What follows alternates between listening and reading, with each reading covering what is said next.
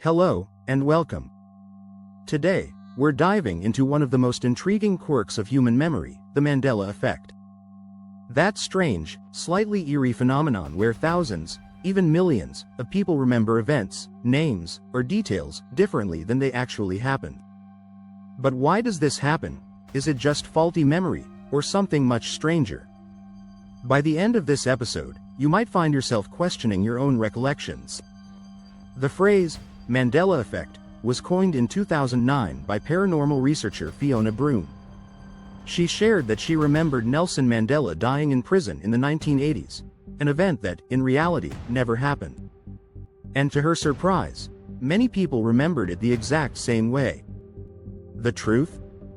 Mandela was released in 1990, became president of South Africa from 1994 to 1999, and passed away in 2013. That shared, yet completely incorrect, memory sparked the name for this mind-bending phenomenon. Let's look at some iconic cases. The Berenstain Bears, so many remember it spelled Berenstein, with an E-I-N. The real spelling? A-I-N. The Monopoly Man. You can picture the monocle, can't you? Except, he doesn't have one. Fruit of the Loom. People swear there's a cornucopia behind the fruit. It's never been there. Darth Vader's famous line, remembered as, "Luke, I am your father." In truth, it's, "No, I am your father." Pikachu's tail, some recall a black tip. In reality, it's yellow with only brown at the base. These examples aren't just quirky mistakes. They pull back the curtain on how easily our brains can rewrite the details. The science of false memories? Psychologists say the Mandela Effect is rooted in false memories. Our minds don't store experiences like perfect video files. Every recall is a reconstruction, and in that rebuilding, details can shift. Schema theory suggests we fill in blanks using familiar patterns. If something makes sense, our brains slide it in without asking permission. When others confirm our false memory, that belief locks in even deeper. And when similar events, words, or images overlap in our minds, they can fuse together into something that never really happened. Alternate reality theories?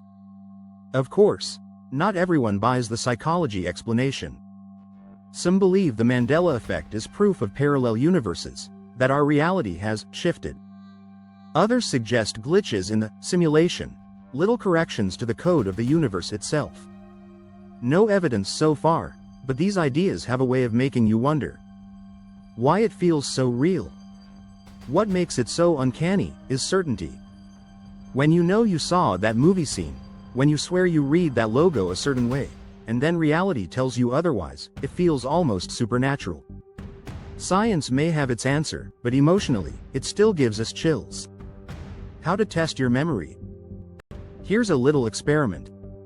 Write down a detail from memory, a quote, a brand spelling, a historic event. Then, fact-check it with a reliable source.